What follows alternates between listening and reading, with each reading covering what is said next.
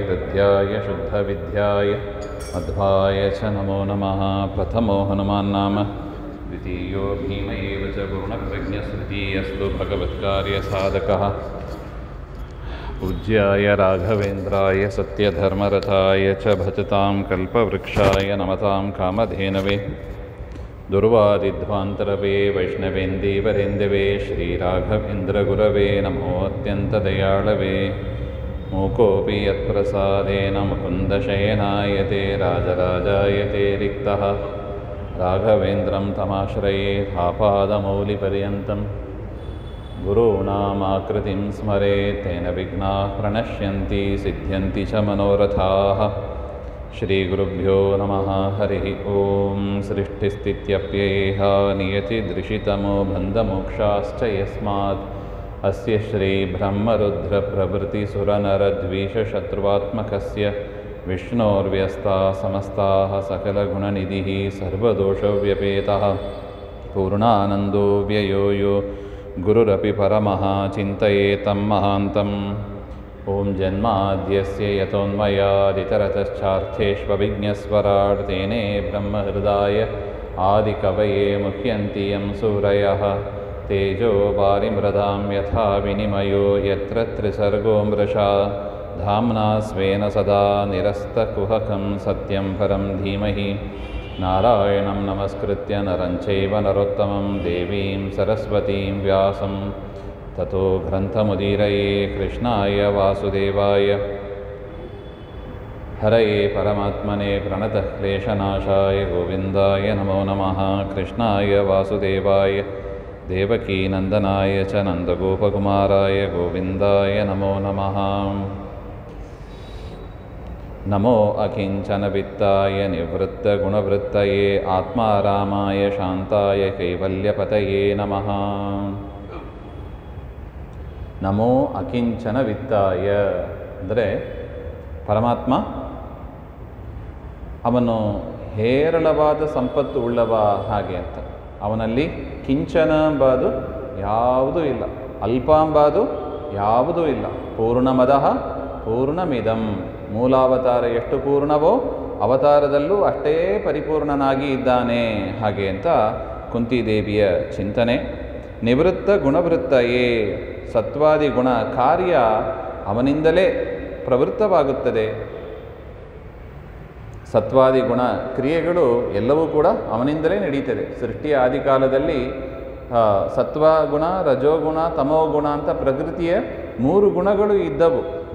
ಆದರೆ ಸ್ವತಃ ಪ್ರವೃತ್ತಿ ಮಾಡೋದಕ್ಕೆ ಅದಕ್ಕೆ ಸಾಮರ್ಥ್ಯನೇ ಇದ್ದಿಲ್ಲ. ಅದು ಹೇಗಿತ್ತು ಹಾಗೆಂದರೆ, ಮನೆಯಲ್ಲಿ ಪದಾರ್ಥಗಳಿದೆ ಆದರೂ ಕೂಡ ಅಡಿಗೆ ಆಗ್ತಾ ಇಲ್ಲ ಹಾಗಿತ್ತು ಪರಿಸ್ಥಿತಿ. ಮನೆಯಲ್ಲಿ ಅಡಿಗೆ ಪದಾರ್ಥಗಳಿದೆ ಆದರೂ ಕೂಡ ಅಡಿಗೆ ಆಗ್ತಾ ಇಲ್ಲ. ಯಾಕೆ?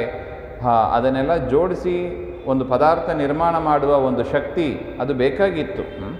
ಅದರಿಂದ ಸತ್ವಾದಿ ಗುಣಗಳು ಇದ್ದರೂ ಕೂಡ ಜಗತ್ತಿನ ಸೃಷ್ಟಿ ಆಗಲಿಲ್ಲ. ಪರಮಾತ್ಮನೇ ಅದರ ಒಳಗೆ ಪ್ರವಿಷ್ಟನಾಗಿ ಅದನ್ನು ಮಾಡ್ತಾನೆ. ಅದು ಒಂದು ಕಾರಣ. ಆದರೆ ನಿವೃತ್ತ ಗುಣವೃತ್ತಯೇ, ಆ ಪರಮಾತ್ಮನಲ್ಲಿ ನಿವೃತ್ತಾ ಸತ್ವಾದಿ ಗುಣಾನಾಂ ಕಾರ್ಯಾಣಿ.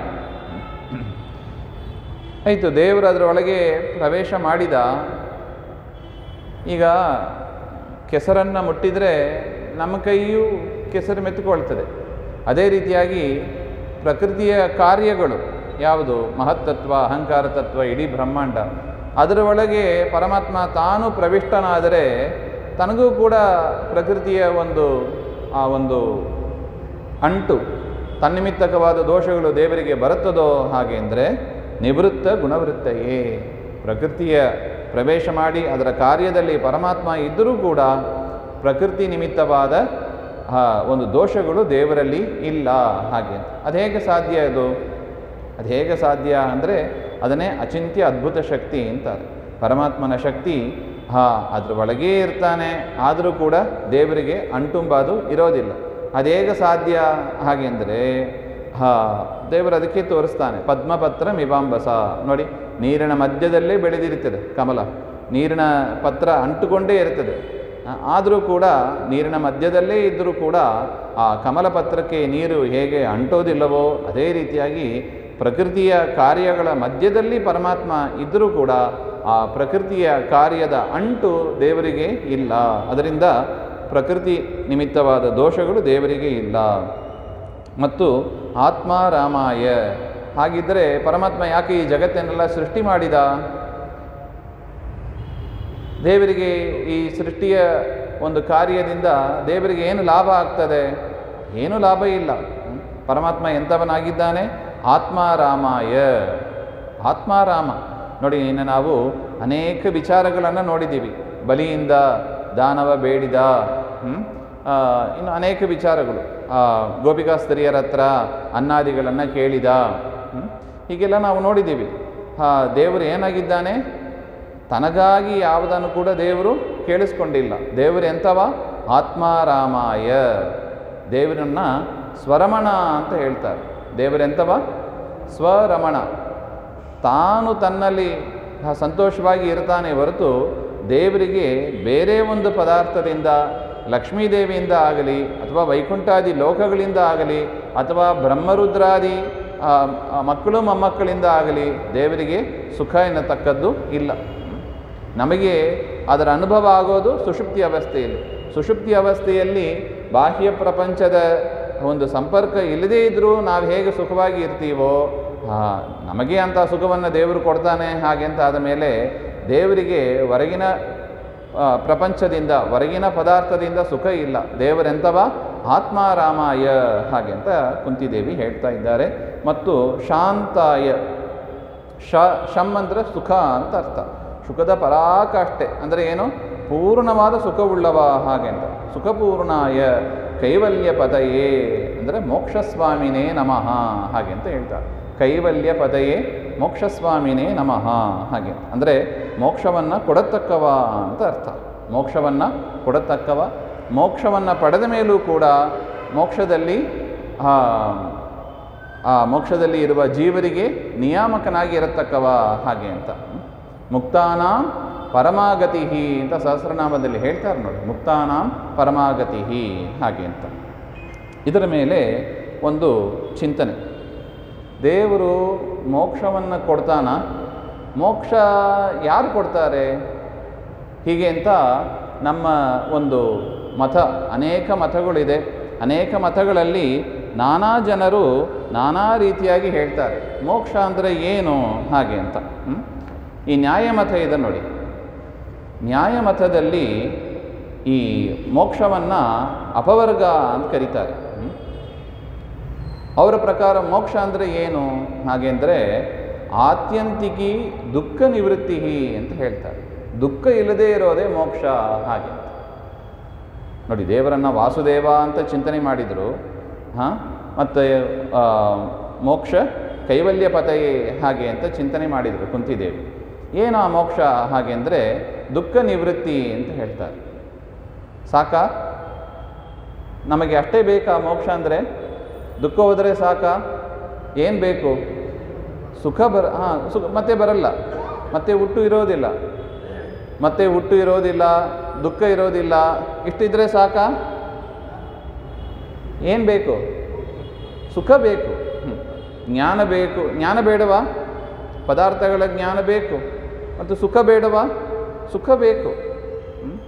ಆದರೆ ಲೋಕದಲ್ಲಿ ಎಲ್ಲರೂ ಕಂಡಿದೆಯಾ ನೋಡಿ, ಯಾರ್ಯಾರಿಗೆ ಸುಖ ಇರುತ್ತದೆ ಅವರಿಗೆ ಏನು ಇರುತ್ತದೆ? ದುಃಖವೂ ಇದ್ದೇ ಇರ್ತದೆ. ಇದು two sides of same coin ಅಂತ ಹೇಳ್ತಾರೆ ನೋಡಿ. ಒಂದು ನಾಣ್ಯದ ಎರಡು ಭಾಗ ಇದ್ದಾಗೆ, ಈ ಬದಿ ಆ ಬದಿ ಹಾಗೆ ಅಂತ. ದುಃಖ ಇದ್ದರೆ ಸುಖ ಇರ್ತದೆ, ಸುಖ ಇದ್ದರೆ ದುಃಖ ಇದ್ದೇ ಇರ್ತದೆ. ಲೋಕದಲ್ಲಿ ಹಾಗೆ ಕಂಡಿರೋದು. ಅದರಿಂದ ನೀವು ಮೋಕ್ಷದಲ್ಲಿ ಸುಖವನ್ನು ಒಪ್ಪಿದರೆ ಏನು ಒಪ್ಪಬೇಕಾಗ್ತದೆ? ದುಃಖವನ್ನೂ ಒಪ್ಪಬೇಕಾಗ್ತದೆ. ಬಿಡ್ಲಿಕ್ಕಾಗ್ತದಾ? ಆಗೋದಿಲ್ಲ. ಅದರಿಂದ ನೈಯಾಯಿಕರು ಏನು ಮಾಡಿದರು? ಮೋಕ್ಷದಲ್ಲಿ ದುಃಖವೂ ಇಲ್ಲ, ಸುಖವೂ ಇಲ್ಲ. ಹಾಗೆ ಅಂಥ ಮೋಕ್ಷ ಯಾರಿಗಾರು ಬೇಕಾ? ಇಲ್ಲೇ ವಾಸಿ ಅನ್ನಿಸ್ತದಲ್ವ? ಏನೋ ದುಃಖ ಇದೆ, ಅದ್ರ ಜೊತೆಗೆ ಊಟ ಗೀಟ ಮಾಡಿ ನಿದ್ರೆ ಮಾಡಿ ಚೆನ್ನಾಗಿ ಸುಖವಾಗಿ ಇರ್ತೀವಿ. ಈ ಸಂಸಾರಾವಸ್ಥೆಗಿಂತ ಮೋಕ್ಷ ಕೀಳಾಯಿತು ನೋಡಿ. ಯಾಕೆ? ಲವಲೇಶು ಸುಖ ಎನ್ನತಕ್ಕದ್ದೇ ಇಲ್ಲ ಅಲ್ಲಿ. ಅಂಥ ಮೋಕ್ಷವನ್ನು ಯಾರಿಗೆ ಬಯಸ್ತಾರೆ ಅಲ್ವಾ? ಯೋಚನೆ ಮಾಡಬೇಕು. ಅದಕ್ಕೆ ಅವರು ಹೇಳ್ತಾ ಇದ್ದಾರೆ, ಮೋಕ್ಷ ಅಂದರೆ ಇಷ್ಟೇ, ಮಿಥ್ಯಾಜ್ಞಾನಸ್ಯ ದೋಷಾಪಾಯ, ಪ್ರವೃತ್ತ್ಯಪಾಯ, ಜನ್ಮಾಪಾಯ, ದುಃಖಾಪಾಯ, ಹಾಗೆ ಅಂತ. ಜನ್ಮಗಳು ಇರೋದಿಲ್ಲ, ದುಃಖಗಳು ಇರೋದಿಲ್ಲ, ಪ್ರವೃತ್ತಿ ಧರ್ಮ ರೂಪ ಪ್ರವೃತ್ತಿ ಅಂದರೆ ಕರ್ಮ ಅದು ನಾಶ ಆಗ್ತದೆ, ದೋಷಗಳು ಇರೋದಿಲ್ಲ, ಮಿಥ್ಯಾಜ್ಞಾನ ಅವಿದ್ಯೆ ಮುಂತಾದವುಗಳು ಯಾವುದೂ ಇರೋದಿಲ್ಲ. ಇಷ್ಟು ಇದ್ರೆ ಸಾಕು ಮೋಕ್ಷ ಹಾಗೆ ಅಂತ ಹೇಳಿಬಿಡ್ತಾರೆ. ಆದರೆ ಮುಖ್ಯವಾದದ್ದು ಯಾವುದು? ಸುಖ, ಅದನ್ನು ಜ್ಞಾನ ಇದ್ದರೆ ಅಜ್ಞಾನ ಇರಬೇಕು, ಸುಖ ಇದ್ದರೆ ದುಃಖ ಇರಬೇಕು. ಅದರಿಂದ ಸುಖ ಜ್ಞಾನ ಯಾವುದು ಒಪ್ಪೋದಿಲ್ಲ.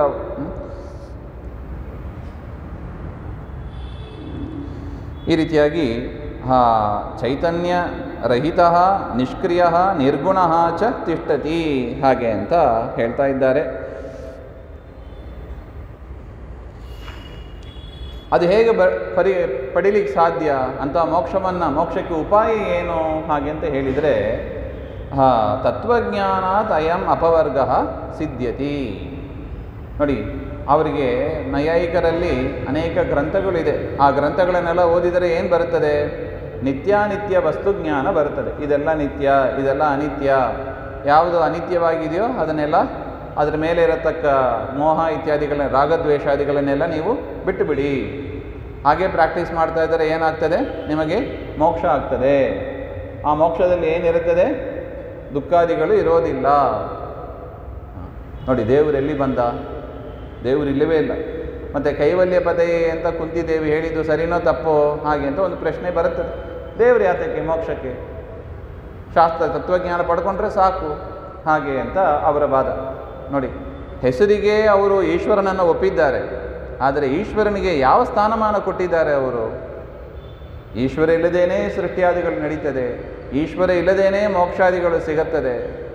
ಕುಂತಿದೇವಿ ಹೇಳ್ತಾರೆ, ಈ ಮತ ಸರಿಯಲ್ಲ. ಕೈವಲ್ಯ ಪತಯೇ ನಮಃ, ಮೋಕ್ಷ ಸ್ವಾಮಿ ಪರಮಾತ್ಮನೇ ಹಾಗೆ ಅಂತ.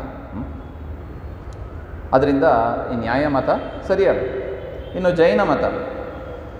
ಜೈನ ಮತದಲ್ಲಿ ಮೋಕ್ಷ ಅಂದರೆ ಏನು ಹಾಗೆ ಅಂತ ನೋಡಿದರೆ, ಜೈನಮತೆ ಮೋಕ್ಷ ನಾಮ ಆತ್ಮನಃ ಸರ್ವಕರ್ಮಭ್ಯ ಆತ್ಯಂತಿಕಿ ನಿವೃತ್ತಿ, ಆತ್ಯಂತಿಕಿ ವಿಮುಕ್ತಿ.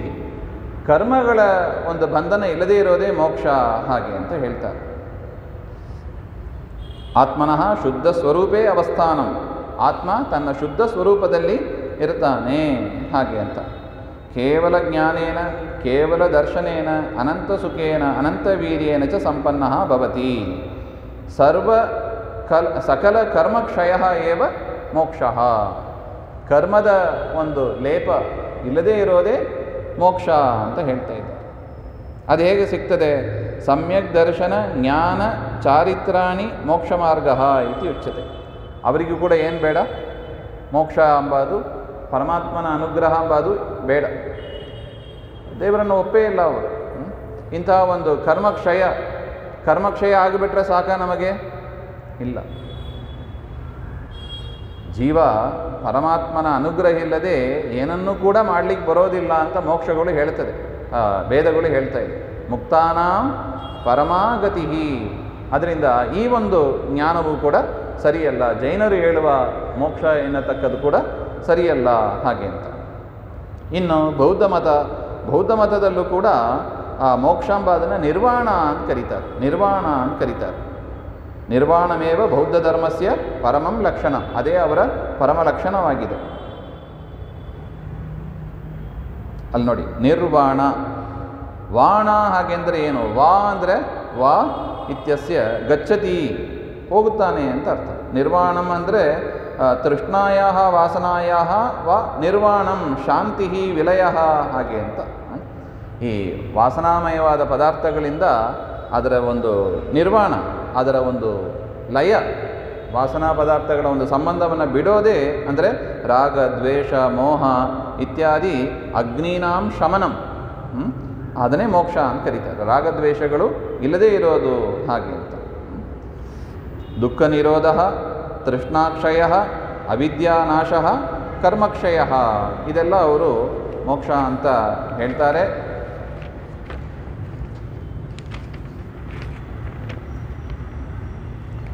ಇದಂ ಇದಂ ನತು ಶೂನ್ಯಂ ಅಪಿತು ಪರಮಾನಂದಸ್ಯ ಪರಮಶಾಂತೇಃ ಅವಸ್ಥಾ ಇದಂ ಅನಿರುಚ್ಯಂ ತರ್ಕಾತೀತಂ. ಇದು ಬಾಯಿಂದ ಹೇಳಿಕ್ಕೆ ಬರೋದಿಲ್ಲ, ತರ್ಕಾತೀತ ಹಾಗೆ ಅಂತ ಹೇಳ್ತಾರೆ. ಅಲ್ಲೂ ಕೂಡ ಅಷ್ಟೇ, ಪರಮಾತ್ಮನ ಒಂದು ಒಪ್ಪಿಗೆ ಎಂಬುದೇ ಇಲ್ಲ, ಪರಮಾತ್ಮನ ಅವಶ್ಯಕತೆಯೇ ಇಲ್ಲ ಇದು ಯಾವುದು.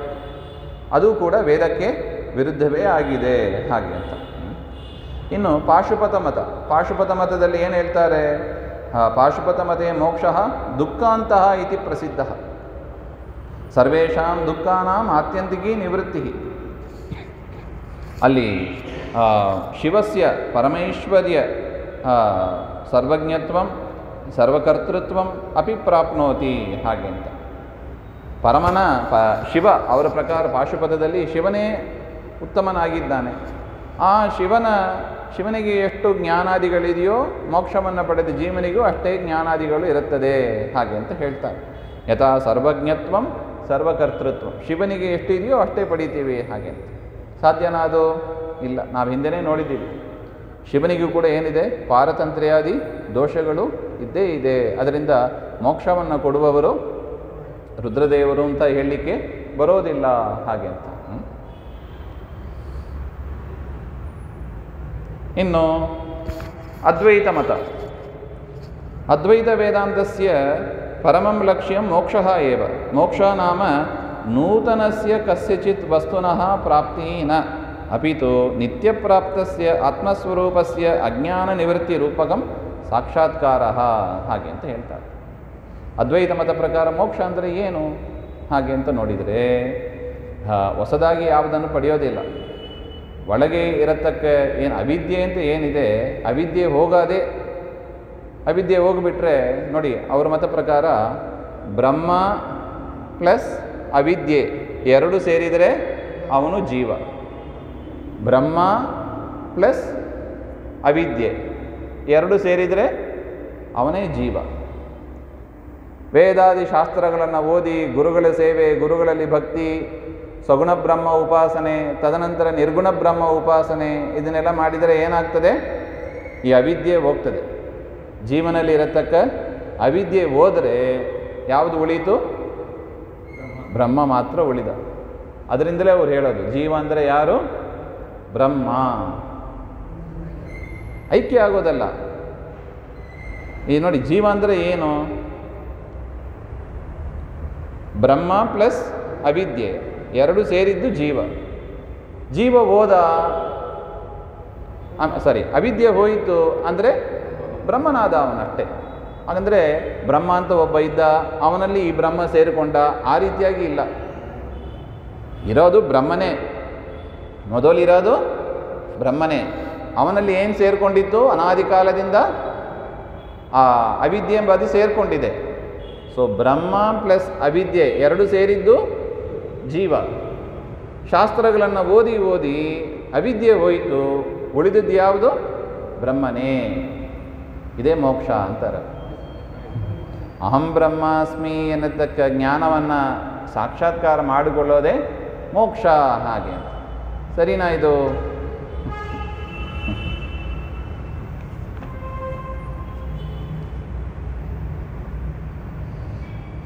ನೋಡಿ, ಸ್ವಕೀಯ ಪಾರಮಾರ್ಥಿಕ ಬ್ರಹ್ಮಸ್ವರೂಪೇ ಅವಸ್ಥಾನಂ, ಅದೇ ಮೋಕ್ಷ ಅಂತ ಹೇಳ್ತಾ ಇದ್ದಾರೆ. ಅಂತಹ ಮೋಕ್ಷವನ್ನು ಪಡೆಯೋದು ಹೇಗೆ ಹಾಗೆ ಅಂದರೆ ಸಾಧನ ಚತುಷ್ಟಯ ಸಂಪತ್ತಿ. ಸಾಧನ ಚತುಷ್ಟಯ ಬೇಕು ಅಂತ ಹೇಳ್ತಾ ಇದ್ದಾರೆ. ನಿತ್ಯಾನಿತ್ಯ ವಸ್ತು ವಿವೇಕ, ಇಹಾಮೂತ್ರ ಫಲಭೋಗ ವಿರಾಗ. ಇಲ್ಲಿ ಫಲಗಳಲ್ಲಿ ವಿರಾಗ, ಮೇಲಿನ ಸ್ವರ್ಗಾದಿಗಳಲ್ಲಿ ಕೂಡ ವಿರಾಗ. ಇನ್ನು ಶಮದಮಾದಿ ಷಟ್ಕ ಸಂಪತ್ತಿ, ಶಮ ದಮ ಉಪರತಿ ತಿತಿಕ್ಷಾ ಶ್ರದ್ಧಾ ಸಮಾಧಾನ ಇದೆಲ್ಲ ಬರಬೇಕು. ಮತ್ತು ಮುಮುಕ್ಷತ್ವ ಅಂತ ನಾಲ್ಕನೇ, ಮೋಕ್ಷ ಪಡೆಯಬೇಕು ಎನ್ನತಕ್ಕ ಇಚ್ಛೆ ಇರಬೇಕು. ಈ ನಾಲ್ಕು ಉಳ್ಳವ ಏನಾಗ್ತಾನೆ?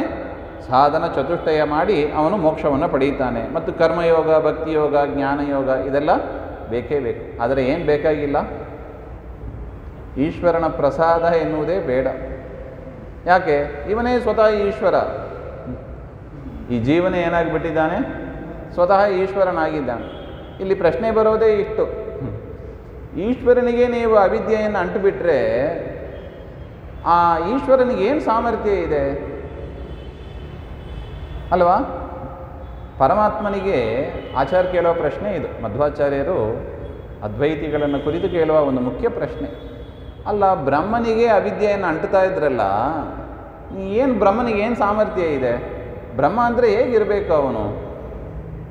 ಸರ್ವ ಸಮರ್ಥನಾಗಿ ತನಗೆ ಬಂದ ಅವಿದ್ಯೆಯನ್ನು ತಾನು ಪರಿಹಾರ ಮಾಡಿಕೊಳ್ಳುವವನಾಗಿ ಇರಬೇಕು. ನಿಮ್ಮ ಪ್ರಕಾರ ಬ್ರಹ್ಮ ಏನಾದ? ಅವಿದ್ಯೆಯನ್ನು ಆಲಿಂಗನ ಮಾಡಿಕೊಂಡು ಕೂತಿದ್ದಾನೆ ಅವನೇ.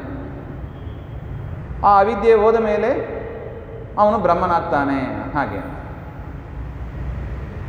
ಒಪ್ಲಿಕ್ಕಾಗ್ತದ ಇದು? ಇಲ್ಲ. ಬ್ರಹ್ಮನಿಗೆ ಅವಿದ್ಯೆ ಸೇರುತ್ತೆ ಎಂಬುದಕ್ಕೆ ಪ್ರಮಾಣ ಇಲ್ಲ. ಎಲ್ಲಿದೆ ಪ್ರಮಾಣ? ವೇದಗಳಲ್ಲಿ ಎಲ್ಲರೂ ಬಂದಿದೆಯಾ? ಬ್ರಹ್ಮ ಇದ್ದಾನೆ, ಅವನಿಗೆ ಅವಿದ್ಯೆ ಅನಾದಿ ಕಾಲದಿಂದ ಸೇರಿ ಇದೆ, ಎಲ್ಲರೂ ಇದೆಯಾ? ಅವಿದ್ಯೆ ಇರೋದು ಯಾರಿಗೆ? ಜೀವನಿಗೆ. ಆ ಜೀವನಲ್ಲಿ ನಿಯಾಮಕನಾಗಿ ಪರಮಾತ್ಮ ಬಿಂಬನಾಗಿ ಇದ್ದಾನೆ. ಒಳಗೆ, ಜೀವನ ಒಳಗೆ ನಿಯಾಮಕನಾಗಿ ಪರಮಾತ್ಮ ಇದ್ದಾನೆ ಎಂಬುದು ವೇದಗಳ ಅಭಿಪ್ರಾಯವೇ ಹೊರತು ಬ್ರಹ್ಮ ಪ್ಲಸ್ ಜೀವ ಎರಡೂ ಸೇರಿ, ಬ್ರಹ್ಮ ಪ್ಲಸ್ ಅವಿದ್ಯೆ ಎರಡು ಸೇರಿ ಜೀವನಾದ, ಶಾಸ್ತ್ರ ಓದಿ ಅವಿದ್ಯೆ ಹೋಯಿತು ಅವನು ಬ್ರಹ್ಮನಾದ ಹೇಳತಕ್ಕ ಈ ಸಮಾಧಾನಕ್ಕೆ ಸಹಸ್ರನಾಮದಲ್ಲೇ ವಿರೋಧ ಇದೆ ನೋಡಿ. ಮುಕ್ತಾನಾಂ ಪರಮಾಗತಿ ಅಂತ ಹೇಳ್ತಾರೆ.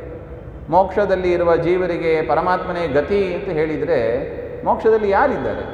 ಮೋಕ್ಷಾಂಬಾದೇ ಒಂದಿಲ್ಲ, ಅವನೇ ಬ್ರಹ್ಮನಾಗಿ ಕೂತಿದ್ದಾನೆ. ಬ್ರಹ್ಮ ಯಾರಿಗೆ ಗತಿಯಾಗಬೇಕು? ತನಗೆ ತಾನೇ ಗತಿಯಾಗಬೇಕು. ನೋಡಿ, ನಾವು ಹೇಳ್ತೀವಿ ನೋಡಿಪ್ಪ, ನಾವು ಕೂಡ ಸಹಸ್ರನಾಮ ಓದ್ತೀವಿ, ನಾವು ದೇವರಲ್ಲಿ ಭಕ್ತಿ ಮಾಡ್ತೀವಿ, ಸಗುಣ ಬ್ರಹ್ಮ ಉಪಾಸನೆ ಮಾಡ್ತೀವಿ ಹಾಗೆ ಅಂತ ಹೇಳ್ತಾರೆ. ಆದರೆ ಹೇಳೋದೇನು? ನಾನೇ ಬ್ರಹ್ಮ ಅಂತ ಹೇಳಿಕೊಂಡು ಸಹಸ್ರನಾಮಕ್ಕೆ ವಿರುದ್ಧ ಬಂತು ನೋಡಿ. ಮುಕ್ತಾನಾಂ ಪರಮಾಗತಿ, ಮೋಕ್ಷರಿಗೆ ಗತಿ ಆಶ್ರಯನಾಗಿರತಕ್ಕವ ಅಂದರೆ ಏನರ್ಥ? ಮೋಕ್ಷದಲ್ಲಿ ಪರಮಾತ್ಮ ಇರಬೇಕು, ಜೀವರು ಇರಬೇಕು. ಹಾಗಿದ್ದರೆ ಮಾತ್ರ ಪರಮಾತ್ಮ ಆಶ್ರಯನಾಗಿ ಮುಕ್ತರ ಜೀವರಿಗೆ ಆಶ್ರಯ ಕೊಡಲಿಕ್ಕೆ ಸಾಧ್ಯ. ಆಶ್ರಯನಾಗಿರಬೇಕು ಅಂದರೆ ಎರಡು ವಸ್ತು ಇರಬೇಕಲ್ವ? ಆಧಾರ ಆಧೇಯ ಭಾವ ಇರಬೇಕಲ್ವ? ನೋಡಿ, ಈ ಟೇಬಲು ಆಧಾರವಾಗಿದೆ, ಪುಸ್ತಕ ಆಧೇಯವಾಗಿದೆ. ಸಪೋರ್ಟ್ ಕೊಡಬೇಕು ಅಂದರೆ ಎರಡು ವಸ್ತು ಇರಬೇಕು. ಒಂದೇ ವಸ್ತು ಇದ್ದರೆ ಏನು ಆಧಾರ ಆಧೇಯ ಏನು ಬಂತು? ಮುಕ್ತಾನಾಂ ಪರಮಾಗತಿ, ಯಾರಿಗೆ ಗತಿಯಾಗಿದ್ದಾನೆ ಬ್ರಹ್ಮ? ಸಹಸ್ರನಾಮ ತಪ್ಪಾಯಿತು ಅವರ ವ್ಯಾಖ್ಯಾನ ಪ್ರಕಾರ ಅಲ್ವಾ? ಮುಕ್ತಾನಾಂ ಪರಮಾಗತಿ, ಮೋಕ್ಷದಲ್ಲಿ ಮುಕ್ತರಿಗೆ ಆಶ್ರಯನಾಗಿದ್ದಾನೆ ಅಂತ ಹೇಳಲಿಕ್ಕೆ ಬರೋದಿಲ್ಲ. ಯಾಕೆ? ಮೋಕ್ಷದಲ್ಲಿ ಬ್ರಹ್ಮ ಒಬ್ಬನೇ ಇರೋದು, ಅವರಲ್ಲಿ ಜೀವಾಂಬದು ಇಲ್ಲವೇ ಇಲ್ಲ. ಅದರಿಂದ ಇದು ಕೂಡ ಸರಿಯಾದ ವ್ಯಾಖ್ಯಾನ ಅಲ್ಲ. ವೇದಗಳಿಗೆ, ಮಹಾಭಾರತಕ್ಕೆ, ವಿಷ್ಣು ಸಹಸ್ರನಾಮಕ್ಕೆ ಸಮ್ಮತವಾದದ್ದಲ್ಲ. ಹಾಗೆ ಕಠೋಪನಿಷತ್ತಿನಲ್ಲೂ ಬರುತ್ತದೆ, ಮುಕ್ತಾಮುಕ್ತ ನಿಯಾಮಕ ಯಾರು ಹಾಗೆ ಅಂತ ನಚಿಕೇತನ ಪ್ರಶ್ನೆಗೆ ಯಮಧರ್ಮರಾಜ ಉತ್ತರ ಕೊಡೋದು ಏನು? ಪರಮಾತ್ಮನೇ ಮುಕ್ತಾಮುಕ್ತರಿಗೆ ನಿಯಾಮಕನಾಗಿದ್ದಾನೆ ಅಂತ ಉತ್ತರವನ್ನು ಕೊಡ್ತಾ ಇದ್ದಾರೆ. ಅಲ್ಲ, ಮುಕ್ತರಲ್ಲಿ ಯಾರಿಲ್ಲ, ಬ್ರಹ್ಮ ಒಬ್ಬನೇ ಆದ ಮೇಲೆ ಮೋಕ್ಷದಲ್ಲಿ ನಿಯಾಮನ ಮಾಡಲಿಕ್ಕೆ ಯಾರಿದ್ದಾರೆ? ಯಾರೂ ಇಲ್ಲ. ಅದರಿಂದ ಆ ರೀತಿಯಾದ ಒಂದು ವ್ಯಾಖ್ಯಾನ ಅದು ಸರಿಯಲ್ಲ ಹಾಗೆ ಅಂತ. ಅದರಿಂದ ಕುಂತಿದೇವಿ ಹೇಳಿದಂತೆ ಕೈವಲ್ಯ ಪತೆಯ ಭಾಗವತಕ್ಕೆ ಸಮ್ಮತವಾದದ್ದು ಯಾವುದು? ಮಧ್ವಾಚಾರ್ಯರು ಹೇಳಿದ ರೀತಿಯೇ ಸರಿ ಹಾಗೆ ಅಂತ ಸ್ಪಷ್ಟ ಇದೆ ನೋಡಿ.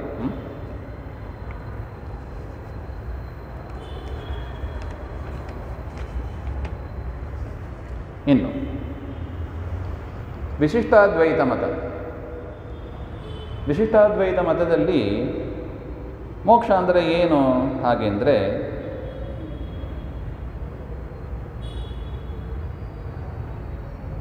ಆತ್ಮನಃ ಬ್ರಹ್ಮಣಿ ಲಯ ನವ ಕೇವಲಂ ದುಃಖ ನಿವೃತ್ತಿ.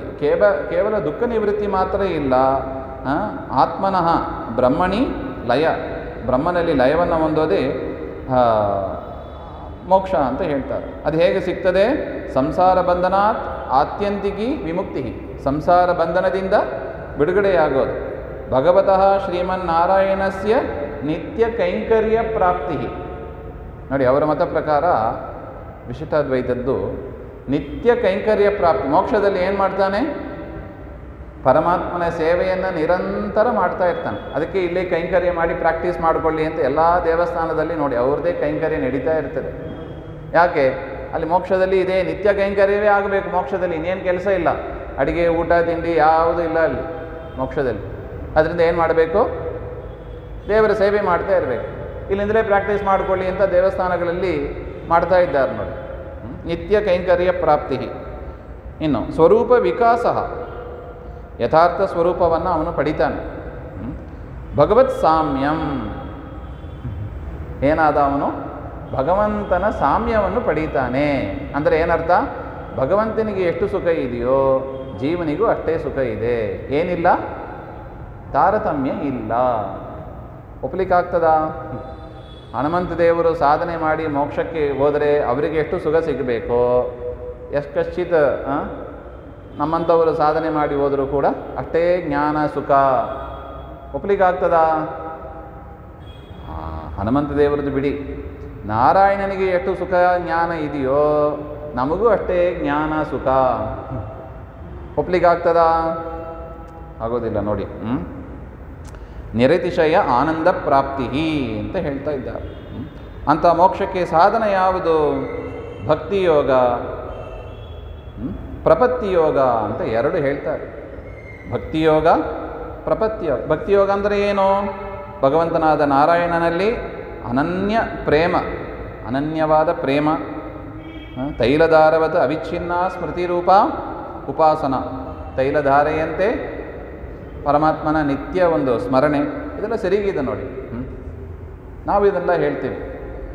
ಇನ್ನು ಕರ್ಮಯೋಗ ಅಂದರೆ ಭಗವತ್ ಪ್ರೀತ್ಯರ್ಥಂ ಫಲ ಅಭಿಸಂಧಿರಹಿತಂ ಸ್ವವರ್ಣಾಶ್ರಮ ಉಚಿತ ಕರ್ಮಾನುಷ್ಠಾನಂ. ಇದೆಲ್ಲ ಮೋಕ್ಷ ಸಾಧನೆ. ಫಲ ಅಪೇಕ್ಷೆ ಮಾಡದೆ ವರ್ಣಾಶ್ರಮ ವಿಹಿತವಾದ ಕರ್ಮಗಳನ್ನು ಮಾಡುವುದು, ಇದೆಲ್ಲ ಮೋಕ್ಷ ಸಾಧನೆ ಅಂತ ಹೇಳ್ತಾರೆ. ಇದು ಒಂದು ಮಾರ್ಗ. ಆದರೆ ಭಕ್ತಿಯೋಗ ಕಷ್ಟ ಸಾಧ್ಯ. ಈ ಭಕ್ತಿಯೋಗ ಎನ್ನತಕ್ಕದ್ದು ತುಂಬ ಕಷ್ಟಪಟ್ಟು ಮಾಡಬೇಕು. ದೀರ್ಘಕಾಲ ಸಾಧ್ಯಶ್ಚ, ತುಂಬ ಟೈಮ್ ತಗೊಳ್ಳುತ್ತದೆ. ಭಕ್ತಿಯೋಗ ದೀರ್ಘಕಾಲ ಟೈಮ್ ತಗೊಳ್ಳುತ್ತದೆ. ಸರ್ವೇಷಾಂ ಕೃತೆ ಸುಲಭ ನ ಭವತಿ, ಎಲ್ಲರೂ ಮಾಡೋದಕ್ಕೆ ಸುಲಭ ಅಲ್ಲ. ಅದರಿಂದ ಇನ್ನೊಂದು ಮಾರ್ಗವನ್ನು ಅವ್ರು ಹೇಳ್ತಾರೆ. ಭಕ್ತಿಯೋಗಕ್ಕೆ ಆಲ್ಟರ್ನೇಟಿವ್ ಯಾವುದು? ಪ್ರಪತ್ತಿಯೋಗ ಅಂತ ಕರೀತಾರೆ. ಪ್ರಪತ್ತಿಯೋಗ ಅಂದರೆ ಏನು? ಹಾಗೆ ಅಂದರೆ ಅಯಂ ಭಕ್ತಿಯೋಗಂ ಅನುಷ್ಠಾತು ಅಸಮರ್ಥಾನಾಂ ಕೃತೆ. ಯಾರಿಗೆ ಭಕ್ತಿಯೋಗ ಮಾಡಲಿಕ್ಕೆ ಆಗೋದಿಲ್ಲ ಅವರಿಗಾಗಿ ಮಾಡಲ್ಪಟ್ಟದ್ದು. ಅನನ್ಯಗತೀನಾಂಚ ಕೃತೆ ಭಗವತ ಶ್ರೀಮನ್ನಾರಾಯಣೇನ ಕೃಪೆಯ ಪ್ರದರ್ಶಿತ ಸುಲಭ ಉಪಾಯ. ಈ ಶರಣಾಗತಿ, ಪ್ರಪತ್ತಿ ಅಂದರೆ ಶರಣಾಗತಿ, ಅದು ಯಾರಿಗೆ ಭಕ್ತಿಯೋಗ ಮಾಡಲಿಕ್ಕಾಗಲ್ಲ ಅವರಿಗಿರತಕ್ಕ ಒಂದು ಆಲ್ಟರ್ನೇಟಿವ್ ಉಪಾಯ ಮೋಕ್ಷ ಸಾಧನೆ. ಭಕ್ತಿಯೋಗ ಕಷ್ಟ ಸಾಧ್ಯ, ಅದು ಎಲ್ಲರಿಂದ ಆಗೋದಿಲ್ಲ. ಹನುಮಂತ, ಪ್ರಹ್ಲಾದ ಇಂಥ ದೊಡ್ಡ ದೊಡ್ಡವರಿಗೆ ಸಾಧ್ಯ. ಸಾಮಾನ್ಯ ಜನರಿಗೆ ಏನು? ಶರಣಾಗತಿ ಸಾಕು ಅಂತಾರೆ. ಅದರಲ್ಲಿ ಷಡಂಗಾನಿ ಸಂತಿ, 6 ಅಂಗಗಳಿದೆ ಅಂತ ಹೇಳ್ತಾರೆ. ಆನುಕೂಲ್ಯಸ್ಯ ಸಂಕಲ್ಪ, ಪ್ರತಿಕೂಲಸ್ಯ ವರ್ಜನಂ, ರಕ್ಷಿಷ್ಯತೀತಿ ವಿಶ್ವಾಸ. ಅಂದರೆ ಭಗವಂತನ ಪ್ರೀತಿಗಾಗಿ ಕರ್ಮಗಳನ್ನು ಮಾಡೋದು, ಸಂಕಲ್ಪ ಮಾಡೋದು. ನಿಷಿದ್ಧವಾದದ್ದು, ಭಗವಂತನಿಗೆ ಯಾವುದು ಪ್ರೀತಿ ಆಗೋದಿಲ್ಲ ಅಂಥ ಕರ್ಮಗಳನ್ನೆಲ್ಲ ಬಿಡೋದು. ಇನ್ನು ಪರಮಾತ್ಮ ರಕ್ಷಣೆ ಮಾಡ್ತಾನೆ ಹಾಗೆ ಅಂತ ದೃಢವಾದ ವಿಶ್ವಾಸ. ಪರಮಾತ್ಮನೇ ನಮ್ಮನ್ನು ರಕ್ಷಕ ಅಂತ ಪರಮಾತ್ಮನಿಗೆ ರಕ್ಷಕತ್ವ ಇರೋದು ಅಂತ. ಇನ್ನು ಸ್ವಸ್ಯ ರಕ್ಷಣಾ ಭಾರಂ, ತನ್ನ ರಕ್ಷಣೆಯನ್ನು ದೇವರ ಮೇಲೆ ಹಾಕಿಬಿಡೋದು. ದೇವರೇ ನೀನೇ ಗತಿ, ನೀನೇ ರಕ್ಷಣೆ ಮಾಡಬೇಕು. ಕಾರ್ಪಣ್ಯಂ ಹಾಗೆ ಅಂತ. ಕಾರ್ಪಣ್ಯ ಅಂದರೆ ಸ್ವಸ್ಯ ಅಕಿಂಚನತ್ವಸ್ಯ ದೈನ್ಯಸ್ಯ ಚ ಭಗವತಃ ಪುರಃ ನಿವೇದನಂ. ಸ್ವಾಮಿ, ನಾನು ಯಾವುದಕ್ಕೂ ಕೂಡ ಅಸಮರ್ಥನಾಗಿದ್ದೇನೆ ಅಂತ. ಈ 6 ಯಾರಲ್ಲಿ ಇದೆಯೋ ಅವರು ಶರಣಾಗತಿಯನ್ನು ಹೊಂದುತ್ತಾರೆ ಹಾಗೆ ಅಂತ ಹೇಳ್ತಾರೆ. ಈ ರೀತಿಯಾಗಿ ಪ್ರಪತ್ತೇ ಷಡಂಗಾನಿ ಅಂತ ಹೇಳ್ತಾರೆ. ಅದಕ್ಕಿಂತ ಅದರ ಜೊತೆಗೆ ಏನು ಬೇಕು? ಆಚಾರ್ಯ ಅಭಿಮಾನ, ಗುರುಗಳಲ್ಲಿ ಭಕ್ತಿ ಬೇಕು ಅಂತ ಹೇಳ್ತಾರೆ. ಆಚಾರ್ಯ ಶಿಷ್ಯಂ ಭಗವತೇ ಸಮರ್ಪಯತಿ. ಗುರುಗಳೇ ಏನು ಮಾಡ್ತಾರೆ? ಶಿಷ್ಯನನ್ನು ದೇವರಿಗೆ ಸಮರ್ಪಣೆ ಮಾಡ್ತಾರೆ. ಈ ರೀತಿಯಾಗಿ ಹೇಳ್ತಾರೆ. ಇದರಲ್ಲಿ ನಮ್ಮ ಆಚಾರ್ಯರ ಸಿದ್ಧಾಂತದ ಪ್ರಕಾರವೂ ಕೂಡ ಶರಣಾಗತಿ ಎನ್ನುವುದು ಸೆಪ್ರೇಟಾಗಿ ಒಂದು ಇರೋದಿಲ್ಲ. ಅದು ಎಲ್ಲಿ ಸೇರ್ತದೆ? ಭಕ್ತಿಯೇ ಕಾರಣ. ಭಕ್ತಿಯಿಂದಲೇ ನಾವು ಶರಣಾಗತಿಯನ್ನು ಹೊಂದುತ್ತೀವಿ. ಭಕ್ತಿ ಇಲ್ಲದೆ ಅದು ಆಲ್ಟರ್ನೇಟ್ ಅಂತ ಆಗಲ್ಲ. ಅದು ಒಟ್ಟೊಟ್ಟಿಗೆ ಇರೋದು. ಅದು ಭಕ್ತಿ ಮಾಡಬೇಕು, ದೇವರೇ ವಿಶ್ವಾಸ ರಕ್ಷತಿ ಇತ್ಯೇವ ವಿಶ್ವಾಸ ಅಂತ ಆಚಾರ್ಯರೇ ಹೇಳಿದ್ದಾರೆ. ಭಕ್ತಿಯೇ ಪ್ರಧಾನ. ಭಕ್ತಿ ಇಲ್ಲದೆ ಮೋಕ್ಷ ಎಂಬುದು ಸಾಧ್ಯನೇ ಇಲ್ಲ ಹಾಗೆ ಅಂತ. ಅಮಲಾ ಭಕ್ತಿಶ್ಚ ತತ್ಸಾಧನಂ, ಭಕ್ತಿ ಮಾತ್ರದಿಂದ ಸಾಧ್ಯ ಹಾಗೆ ಅಂತ ಹೇಳ್ತಾ ಇದ್ದಾರೆ.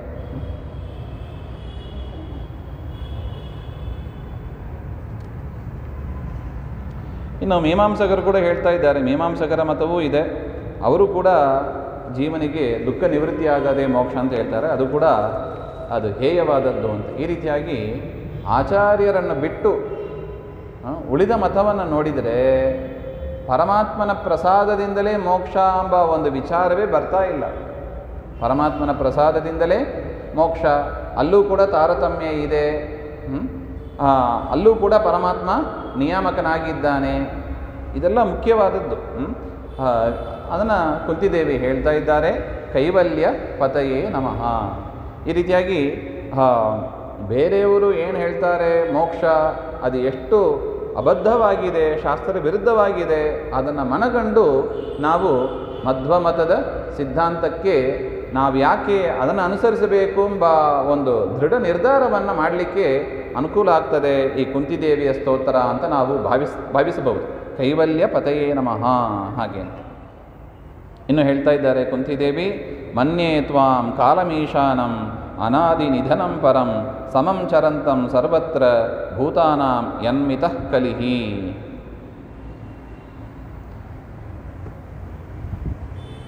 ಸ್ವಾಮಿ, ಜನ ಏನು ತಿಳಿದಿದ್ದಾರೆ, ನಿನ್ನನ್ನು ವಸುದೇವನ ಮಗ ಅಂತ ತಿಳಿದಿದ್ದಾರೆ. ಕೃಷ್ಣ ಅಂದರೆ ಯಾರು? ವಸುದೇವನ ಮಗ, ವಸುದೇವ ದೇವಕಿಯರ ಮಗ, ದೇವಕಿ ನಂದನಾಯ ಹಿಂದೆ ನೋಡಿದ್ದೀವಿ. ನಿನ್ನ ವಸುದೇವ ದೇವಕಿಯರ ಮಗ ಅಂತ ತಿಳಿದಿದ್ದಾರೆ. ಆದರೆ ಸ್ವಾಮಿ ನೀನು ಎಂಥವ ಗೊತ್ತಾ? ಮನ್ಯೇ ತ್ವಾಂ ಕಾಲಂ ಈಶಾನಂ, ನೀನು ಕಾಲ ಅಂತ ಹೇಳ್ತಾರೆ. ನೀನು ಕಾಲ. ಕಾಲ ಅಂದರೆ ಏನು? ಸಂಹಾರಕ ಅಂತ ಅರ್ಥ. ಕಾಲ ಕಾಲಕ್ಕೆ ಏನಾಗ್ತಾ ಇದೆ? ಸೃಷ್ಟಿ ತಿಥಿಗಳು ಆದರೂ ಕೂಡ ಕಾಲ ಕಾಲಕ್ಕೆ ನಾವು ಹೇಳ್ತೀವಿ ನೋಡಿ, ಬಂತು ರೀ ಅವರು ಟೈಮ್ ಬಂತು, ಕಾಲ ಬಂತು, ಹಂಗಂದ್ರೆ ಏನರ್ಥ? ಮುಗೀತು ಅಂತಲೇ ಅರ್ಥ. ಕಾಲ ಅಂದರೆ ಏನು? ಸಂಹಾರಕಂ ಹಾಗೆ ಅಂತ ಅರ್ಥ. ನೀನು ವಸುದೇವನ ಮಗ ಅಲ್ಲ, ನೀನೆಂಥವ? ಕಾಲರೂಪಿ.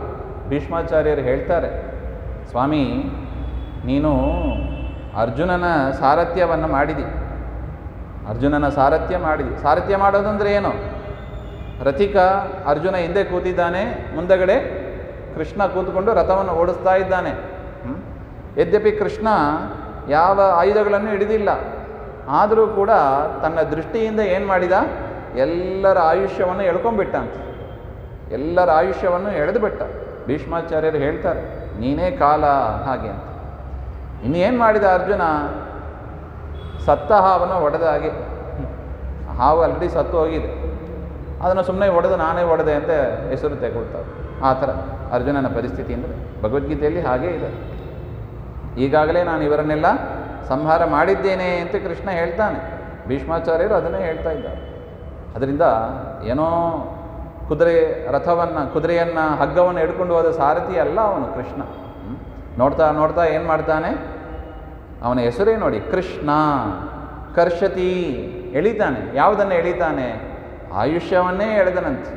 ಆಯುಷ್ಯವನ್ನೇ ಎಳಿತಾನೆ. ಅದರಿಂದ ಕುಂತಿದೇವಿ ಹೇಳ್ತಾರೆ, ಮನ್ಯೇ ತ್ವಾಂ ಕಾಲಂ, ನೀನೇ ಕಾಲ ಹಾಗೆ ಅಂತ. ಅದರಿಂದ ನಮ್ಮ ಆಯುಷ್ಯ ಎಲ್ಲವೂ ಯಾರ ಹತ್ರ ಇದೆ? ಕೃಷ್ಣನ ಹತ್ರನೇ ಇರೋದು. ಕೃಷ್ಣ ಯಾವಾಗ ಮನಸ್ಸು ಮಾಡ್ತಾನೆ ಹೊರಡಲಿಕ್ಕೆ ನಾವು ತಯಾರಿರಬೇಕು. ಇವತ್ತು ಬರ್ತೇನೆ, ನಾಳೆ ಬರ್ತೇನೆ ಆಗೋದೇ ಇಲ್ಲ ಅಂತ. ಎನಿ ಟೈಮ್ ರೆಡಿಗಿರಬೇಕು. ರೆಡಿಗಿದ್ದೀವಾ? ಎಸ್ ನೋಡಿ, ಅದು ಬರಬೇಕು. ಎಸ್ ಬರಬೇಕು. ಇನ್ನು ಯಾರು ಕೆಲಸಗಳಿದ್ರೆ ಬೇಗ ಮುಗಿಸ್ಕೊಂಡ್ಬಿಡ್ಬೇಕು ಅಷ್ಟೇ. ಎವರ್ ಕರೆದ್ರೂ ನಾವು ರೆಡಿಗಿರಬೇಕಂತ. ನಮಗೆ ಅರ್ಥ ಆಗೋದಿಲ್ಲ ಇದು. ರಾಮಾಯಣದಲ್ಲಿ ನೋಡಿ, ರಾವಣ ಅವನ ರಥ, ಆಯುಧ ಎಲ್ಲವನ್ನು ಕೂಡ ಸ್ವಾಮಿ ನಾಶ ಮಾಡ್ತಾನೆ. ಸ್ವಾಮಿ ನಾಶ ಮಾಡಿ ಏನು ಮಾಡಿದ ನೋಡು, ಇವತ್ತು ನೀನು ಮನೆಗೆ ಹೋಗಿ ಬಾ, ನಾಳೆ ನಿನ್ನನ್ನು ಬಿಡೋದಿಲ್ಲ ಹಾಗೆ. ನಾಳೆ ಬಂದರೆ ಮುಗೀತು. ಏನಾದ್ರು ಪತ್ರ ಬರೆದಿಡಬೇಕು, ಯಾರ ಹತ್ರ ಹೇಳಬೇಕು, ಏನಾದ್ರು ತಿನ್ನಬೇಕು ಅಂತ ಅನಿಸಿದರೆ ಎಲ್ಲ ಇವತ್ತು ಮುಗಿಸ್ಕೊಂಬಿಡು. ನಾಳೆ ನೀನು ಬಂದರೆ ಮತ್ತೆ ಹೋಗುವಂತೆ ಇಲ್ಲ. ಎಷ್ಟು ಅವಮಾನ ಆಯಿತು ಗೊತ್ತಾ ರಾವಣನಿಗೆ ಈ ಸಂದರ್ಭ ನೋಡಿದರೆ. ಏನಿಲ್ಲ, ಎಲ್ಲ ಆಯುಧ ಸಮೃದ್ಧವಾಗಿ ಬಂದ, ಬರೀ ಕೈಯಲ್ಲಿ ನಿಂತಿದ್ದಾನೆ ರಾವಣ. ಒಂದು ಬಾಣ ಸಾಕು, ತಲೆ ತೆಗಿಬೋದಾಯಿತು, ತೆಗೆದಿಲ್ಲ. ಆಗ ಏನು ಮಾಡ್ತಾನೆ ಅವನು, ಹೋಗಿ ಕುಂಭಕರ್ಣನೇ, ಆಗ್ಲಾರು ಬುದ್ಧಿ ತಿದ್ಕೋಬೇಕೋ ಬೇಡವೋ, ಬಂದಿರೋದು ಯಾರಲ್ಲ, ಕಾಲನಾಮಕ ಪರಮಾತ್ಮ ಅಂತ ತಿಳ್ಕೋಬೇಕಾಗಿತ್ತು. ಕುಂಭಕರ್ಣನೇ ಎಬ್ಬಿಸ್ತಾನೆ. ಆಗಲೇ ಎಬ್ಬಿಸಿದ್ದು ಕುಂಭಕರ್ಣನ. ಯಾಕೆ ಕುಂಭಕರ್ಣನ ಸಂಹಾರ ಆಗಬೇಕು. ಅವನ ಮೂಲ ಸೈನ್ಯ ಅಂತ ಏನಿದೆ ಅದು ಎಷ್ಟೋ ನಂಬರ್ ಹೇಳಿಕ್ಕೆ ಬರೋದಿಲ್ಲ, ಅಷ್ಟು ಸೊನ್ನೆಗಳಿದೆ ಅದರಲ್ಲಿ, ಅಷ್ಟು ದೀರ್ಘವಾದ ಸೈನ್ಯ ಅದು. ಅದನ್ನ ಹೇಗಿಟ್ಟಿದ್ದನೋ ಅದೆಲ್ಲ ಸಂಹಾರ ಆಗಬೇಕು. ಕಾಲನಾಮಕನಾಗಿ ಇರದೇ ಹೋದರೆ ಇದು ಹೆಂಗೆ ಸಾಧ್ಯ ಆಗ್ತದೆ ಹೇಳಿ. ಎಷ್ಟೋ ಅಕ್ಷೋಹಿಣಿ ಗಟ್ಟಲೆ ಸೈನ್ಯ ಅದು, ಎಲ್ಲವನ್ನೂ ಸಂಹಾರ ಮಾಡ್ತಾನೆ ಪರಮಾತ್ಮ. ಮನ್ಯೇ ತ್ವಾಂ ಕಾಲಂ, ಅದರಿಂದ ಯಾವ ರಾಮನಾಗಿ ನೀನು ಆ ರಾವಣನ ಮೂಲ ಸೈನ್ಯ ಎಲ್ಲವನ್ನೂ ನೀನು ನಾಶ ಮಾಡಿದಿ, ಆ ಪರಮಾತ್ಮನೇ ನೀನು, ಅಂದರೆ ರಾಮನೇ ನೀನು, ಹಾಗೆ ಅಂತ ನಾನು ಚಿಂತನೆ ಮಾಡ್ತಾ ಇದ್ದೀನಿ ಹಾಗೆ ಅಂತ. ಮನ್ಯೇ ತ್ವಾಂ ಕಾಲಂ. ಇನ್ನು ಕಾಲ ಅಂದರೆ ಯಾರು? ಹಿರಣ್ಯಕಶಿಪುವನ್ನು ಸಂಹಾರ ಮಾಡಿದ ನೋಡಿ ಭೂವರಾಹ ದೇವರು, ನರಸಿಂಹದೇವರು. ಮನ್ಯೇ ತ್ವಾಂ ಕಾಲಂ, ಯಾವ ಹಿರಣ್ಯಕಶಿಪು ಹಿರಣ್ಯಾಕ್ಷರನ ಸಂಹಾರ ಮಾಡುವುದಕ್ಕಾಗಿ ವರಾಹ ರೂಪದಿಂದ ನರಸಿಂಹ ರೂಪದಿಂದ ನೀನು ಬಂದಿದ್ದಿ, ಅಂಥವನೇ ನೀನು ಹಾಗೆ ಅಂತ. ಯಾಕೆ ಇಡೀ ಜಗತ್ತಿಗೆ ತೊಂದರೆ ಆಗ್ತಾ ಇತ್ತು. ಹಿರಣ್ಯಕಶಿಪು ಹಿರಣ್ಯಾಕ್ಷ ಮಾಡಿದ್ದು ಯಾರೋ ಒಬ್ಬರಿಗೆ ಸೀಮಿತವಾದದ್ದಲ್ಲ, ಪ್ರಹ್ಲಾದನಿಗೆ ಮಾತ್ರ ಸೀಮಿತ ಅಲ್ಲ, ಎಲ್ಲರಿಗೂ ತೊಂದರೆ ಅದು. ಅದರಿಂದ ನೀನೇ ಅವನು ಹಾಗೆ ಅಂತ. ಇದರಿಂದ ನಮಗೆ ಕುಂತಿದೇವಿ ಒಂದು ಪಾಠವನ್ನು ತಿಳಿಸಿಕೊಡ್ತಾ ಇದ್ದಾರೆ. ಏನದು? ಯಾವುದೇ ಒಂದು ಪರಮಾತ್ಮನ ರೂಪವನ್ನು ನೋಡಿದಾಗಲೂ ಕೂಡ ಏನಂತ ಚಿಂತನೆ ಮಾಡಬೇಕು? ಮತ್ಸ್ಯ, ಕೂರ್ಮ, ವರಾಹ ಎಲ್ಲ ರೂಪವನ್ನು ಆ ಒಂದು ರೂಪದಲ್ಲಿ ಚಿಂತನೆ ಮಾಡಬೇಕು. ಮನ್ಯೇ ತ್ವಾಂ ಕಾಲಂ ಈಶಾನಂ ಹಾಗೆ ಅಂತ. ರಾಯರು ದಶಾವತಾರ ಸ್ತೋತ್ರ ಅಂತ ಒಂದು ಮಾಡಿದ್ದಾರೆ. ಅದು ಓದಬೇಕಾದ ಒಂದು ವಿಚಾರ ಮಾಡಬೇಕಾದ ಒಂದು ಗ್ರಂಥ, ಅದು ಸಣ್ಣದದು, ಭಾರಿ ಅದ್ಭುತ ಇದೆ. ತಾವು ಪೂಜಾ ಕಾಲದಲ್ಲಿ ಮಾಡಿದ್ದು ರಾಮದೇವರ ಪೂಜೆ. ರಾಮದೇವರ ಪೂಜೆಯಲ್ಲಿ ಮತ್ಸ್ಯ, ಕೂರ್ಮ, ವರಾಹ ಎಲ್ಲ ರೂಪವನ್ನು ಚಿಂತನೆ ಮಾಡೋರಂತೆ. ಚಿಂತನೆ ಮಾಡೋರು ಅಂದರೆ ಏನು? ಆ ರೂಪ ರಾಯರಿಗೆ ಪ್ರತ್ಯಕ್ಷ ಆಗೋದಂತೆ. ಆ ರೂಪವನ್ನು ನೋಡಿ ಪೂಜೆ ಮಾಡತಕ್ಕವರು ರಾಯರು ಅಂತ ಆ ದಶಾವತಾರ ಸ್ತುತಿಯಲ್ಲಿ ಆ ವಿಚಾರಗಳನ್ನೆಲ್ಲ ನಮಗೆ ತಿಳಿಸಿಕೊಟ್ಟಿದ್ದಾರೆ. ಅದನ್ನೇ ಇಲ್ಲೂ ನಾವು ಕಾಣ್ತೀವಿ. ಮನ್ಯೇ ತ್ವಾಂ ಕಾಲಂ ಈಶಾನಂ ಹಾಗೆ ಅಂತ. ಈಶಾನ ಹಾಗೆ ಅಂದರೆ ಜಗತ್ ಪ್ರೇರಕ ಅಂತ ಬರೀತಾರೆ. ಈಶಿತೃತ್ವ, ಸ್ವಾಮಿಯಾಗಿರೋದು, ಒಡೆತನ ಇರೋದು, ಜಗತ್ ಪ್ರೇರಕ ಅಂತ ಹೇಳ್ತಾರೆ. ಅನಾದಿ ನಿಧನಂ ಹಾಗೆ ಅಂತ ಹೇಳ್ತಾರೆ. ದೇವರಿಗೆ ಏನಿಲ್ಲ, ಆದಿಯೂ ಇಲ್ಲ, ಅಂತ್ಯವೂ ಇಲ್ಲ. ಅನಾದಿ ನಿಧನಂ, ಆದಿ ಅಂತ್ಯ ಇಲ್ಲದವ ಹಾಗೆ ಅಂತ. ಒಂದು ರೀತಿಯಾಗಿ ಈ ಟೀಚರ್ ಇದ್ದಾರೆ ನೋಡಿ, ಅವ್ರದ್ದು ನೋಡ್ರೆ ನೆನಪಾಗ್ತದೆ. ಒಂದು ಸ್ಟೂಡೆಂಟ್ ಹೋದರು, ಸ್ವಾಮಿಗಳು ಮಾಡ್ತಾರೆ ನೋಡಿ, ಸುಧಾಮಂಗಳ ಆಯಿತು ಹುಡುಗರಿಗೆ, ಇನ್ನೊಂದು ಸುಧಾ ಪಾಠ ಓದೋದಕ್ಕೆ ನೆಕ್ಸ್ಟ್ ಬ್ಯಾಚ್ ತಯಾರಿ ಇರ್ತಾರೆ. ಅಂಥ ಲೆವೆಲಲ್ಲೇ ಇರ್ತಾರೆ. ಏನು ಓದಿರೋದೇ ಇಲ್ಲ ಅಂದರೆ ಸುಧಾ ಓದಿರೋದೇ ಇಲ್ಲ, ಅವ್ರನ್ನ ಮತ್ತೆ ತಯಾರು ಮಾಡಬೇಕು ಸ್ವಾಮಿಗಳು. ಮತ್ತೆ ಸುಧಾಮಂಗಳ ಮಾಡ್ಕೊಂಡು ಹೋಗ್ತಾರೆ, ಮತ್ತೆ ಅಂಥದ್ದೇ ಬ್ಯಾಚ್. ನ್ಯಾಯಸುಧಾ ಗೊತ್ತೇ ಇರೋದಿಲ್ಲ, ಅಂಥ ಒಂದು ಬ್ಯಾಚು ಅವರಿಗೆ ಮತ್ತೆ ತಯಾರು ಮಾಡಬೇಕು. ಎಲಿಮೆಂಟ್ರಿ ಸ್ಕೂಲಲ್ಲೂ ಅಷ್ಟೇ, ಅಕ್ಷರಗಳೇ ಗೊತ್ತಿರೋದಿಲ್ಲ, ಅವ್ರನ್ನ ತಯಾರು ಮಾಡಿ ಕಳಿಸ್ತಾರೆ. 1 ವರ್ಷ ಆಯಿತು ಮುಗೀತು, ಹಾಗೆ ಸ್ವಲ್ಪ ರಿಲ್ಯಾಕ್ಸ್ ಮಾಡ್ಕೊಳ್ಳೋಣ, ಇಲ್ಲ ಅಂತಾರೆ. ಮತ್ತೊಂದು ಬ್ಯಾಚ್ ಬರ್ತದೆ, ಏನು ಅಕ್ಷರನೇ ಗೊತ್ತಿಲ್ಲ, ಮತ್ತೆ ಅಕ್ಷರ ಹೇಳಿಕೊಡ್ಬೇಕು ಅವರಿಗೆ. ಹೇಗೋ ಹಾಗೆ ಪರಮಾತ್ಮ ಒಂದು ಜಗತ್ತು ಆಯಿತು, ಸಂಹಾರ ಆಯಿತು, ಜಗತ್ತಿನ ಸೃಷ್ಟಿ ಸ್ಥಿತಿ ಆಯಿತು, ಮೋಕ್ಷ ಕೊಟ್ಟಾಯಿತು, ಕೈ ಕಟ್ಟಿಕೊಳ್ಳೋಣ, ಇಲ್ಲ. ಅಂಥದ್ದೇ ಮತ್ತೊಂದು ಜಗತ್ತು ಮತ್ತೆ ಬರ್ತದೆ. ಮತ್ತೆ ಜಗತ್ತನ್ನು ಸೃಷ್ಟಿ ಮಾಡಬೇಕು, ಸಂರಕ್ಷಣೆ ಮಾಡಬೇಕು, ಪ್ರಳಯ ಕಾಲದಲ್ಲಿ ಸಂಹಾರ ಮಾಡಬೇಕು. ದೇವರ ವ್ಯಾಪಾರವೂ ಅಷ್ಟೇ. ದೇವರ ವ್ಯಾಪಾರವೇ ಹೀಗಿರುವಾಗ ದೇವರೇನಾಗಿರ್ತಾನೆ? ಅನಾದಿ ನಿಧನಂ. ದೇವರಿಗೆ ಆದಿಯೂ ಇಲ್ಲ, ಅಂತ್ಯವೂ ಇಲ್ಲ. ಪರಮಾತ್ಮನ ಒಂದೊಂದು ರೋಮಕೂಪದಲ್ಲೂ ಕೂಡ ಇಲ್ಲಿ ಒಂದು ಸಣ್ಣ ತೂತು ಇರುತ್ತದಂತೆ. ಆ ತೂತಿನಿಂದಲೇ ನಮಗೆ ಕೂದಲುಗಳು ಬರ್ತಾ ಇರುತ್ತವೆ ಶರೀರದಲ್ಲಿ. ದೇವರಿಗೂ ಅದೇ ಥರ ಸಣ್ಣ ಸಣ್ಣ ಕೂದಲುಗಳು ಬರ್ತಾ ಇರುತ್ತವೆ. ಆ ರೋಮಕೂಪದಲ್ಲಿ ಅನಂತ ಕೋಟಿ ಬ್ರಹ್ಮಾಂಡಗಳನ್ನು ಮುಚ್ಚಿಟ್ಟಿದ್ದಾನಂತೆ ದೇವರು. ಒಂದೊಂದು ರೋಮಕೂಪದಲ್ಲೂ ಅನಂತ ಬ್ರಹ್ಮಾಂಡಗಳನ್ನು ಮುಚ್ಚಿಟ್ಟಿದ್ದಾನೆ ಅಂದರೆ ದೇವರ ಶರೀರ ಎಷ್ಟು ದೊಡ್ಡದು ಇರಬೇಕು, ಅವನ ರೋಮಕೂಪವೇ ಅಷ್ಟು ದೊಡ್ಡದಿದೆ ಅಂದರೆ ಅವನ ಆಕಾರ ಎಷ್ಟು ದೊಡ್ಡದು ಇರಬೇಕು, ಊಹಾತೀತ.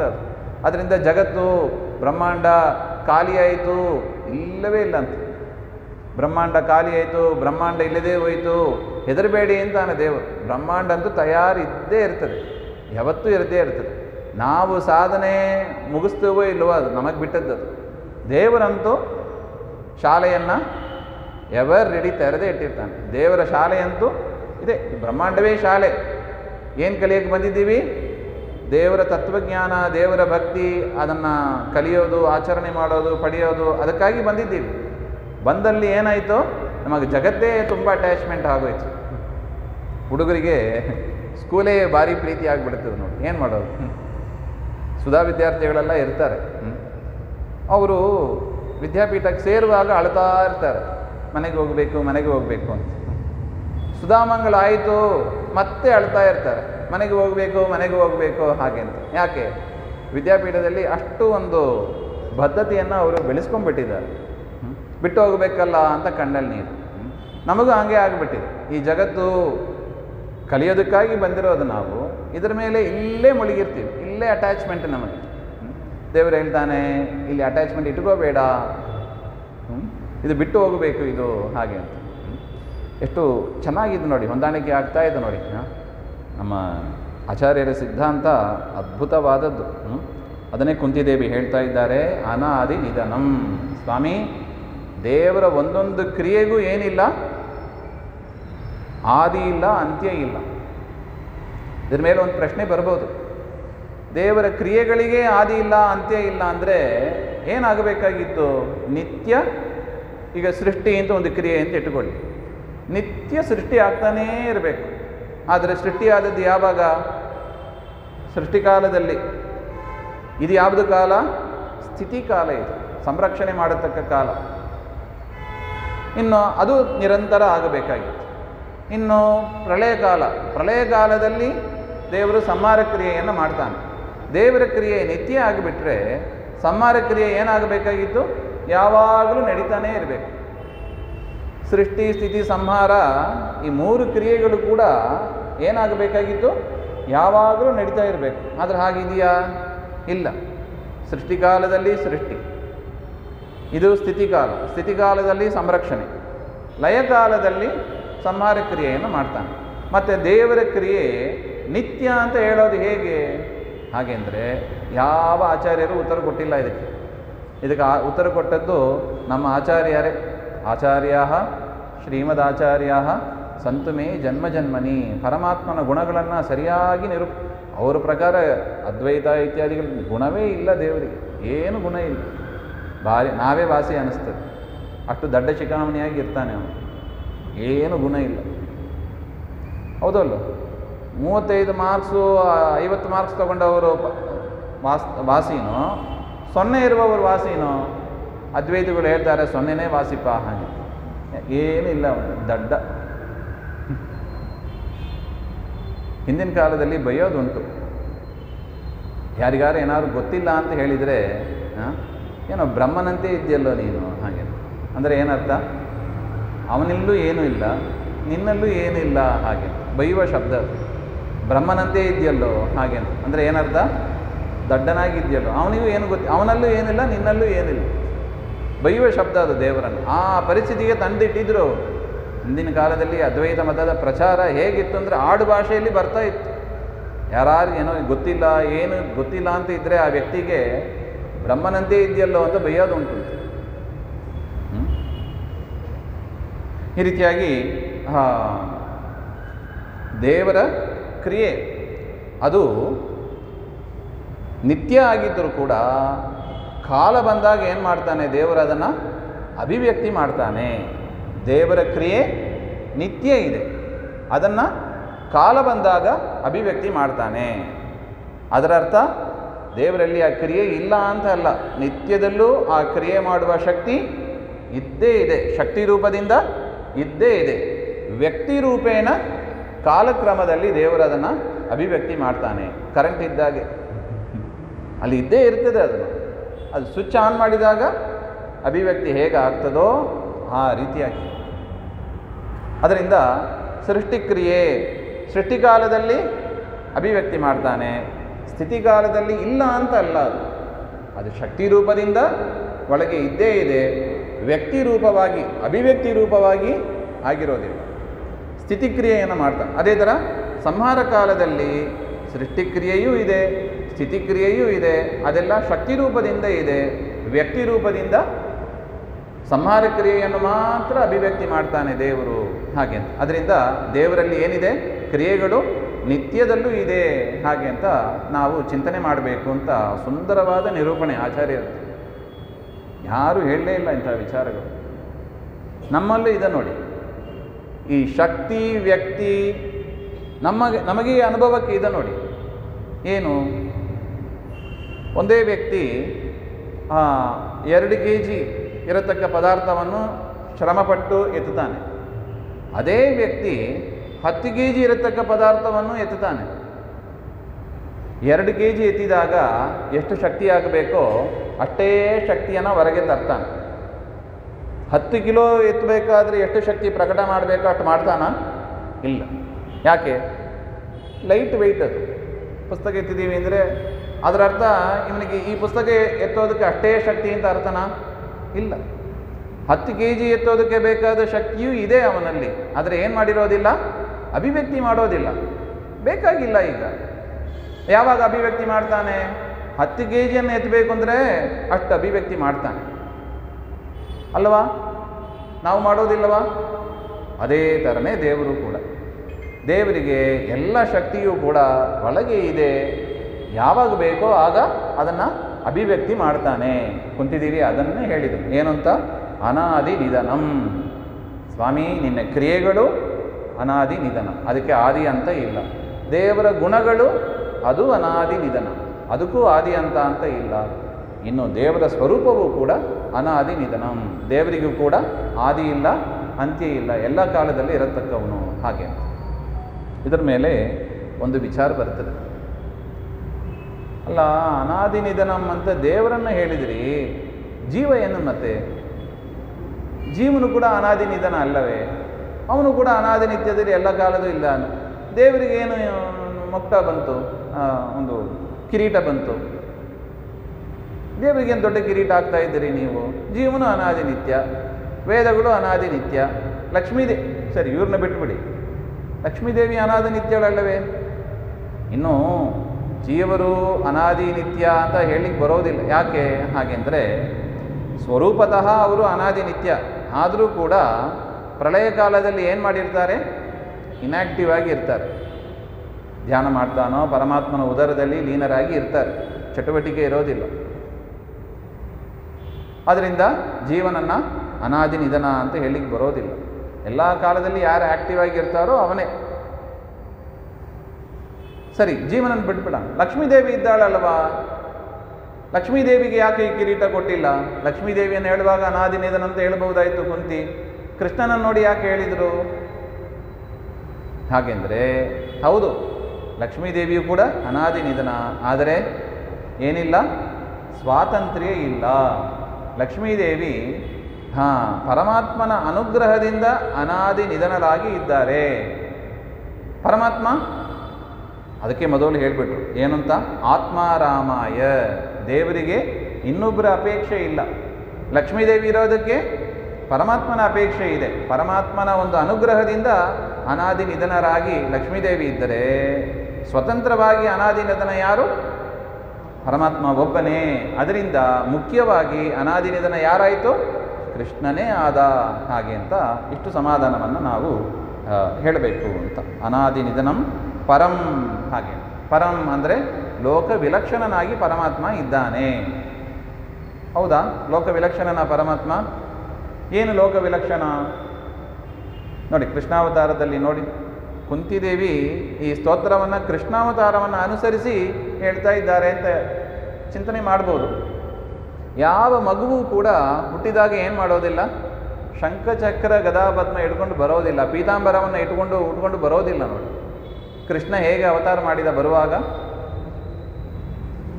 ಚತುರ್ಭುಜ ಯುಕ್ತನಾಗಿ, ಪೀತಾಂಬರಧಾರಿಯಾಗಿ, ಕೈಯಲ್ಲಿ ಆಯುಧಗಳನ್ನು ಹಿಡ್ಕೊಂಡವನಾಗಿ ಪರಮಾತ್ಮ ಅವತಾರ ಮಾಡಿದ ನೋಡಿ. ಅದರಿಂದ ದೇವರು ಏನು? ಪರಂ ಅಂದರೆ ಲೋಕ ವಿಲಕ್ಷಣಂ ಹಾಗೆ ಅಂತ ಅರ್ಥ.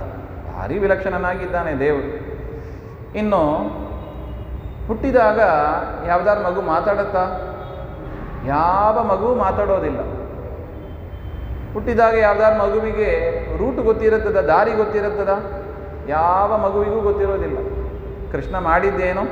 ತಾನು ಅವತಾರ ಮಾಡಿ ತನ್ನನ್ನು ನಂದಗೋಕುಲಕ್ಕೆ ಕರ್ಕೊಂಡು ಹೋಗು. ಪಾಪ ವಸುದೇವನಿಗೆ ಏನು ಗೊತ್ತು? ವಸುದೇವನಿಗೂ ಏನೂ ಗೊತ್ತಿಲ್ಲ. ವಸುದೇವ ಕೇಳಿದನಂತೆ, ಅಲ್ಲವೋ ನನಗೆ ರೂಟೇ ಗೊತ್ತಿಲ್ಲ. ಹಾಗೆ ಗೂಗಲ್ ಮ್ಯಾಪ್ ಇಟ್ಕೊಂಡ್ರೆ ಈಗ ಹೋಗ್ಬೋದು. ಆ ಕಾಲದಲ್ಲಿ ಅದೂ ಇದ್ದಿಲ್ಲ.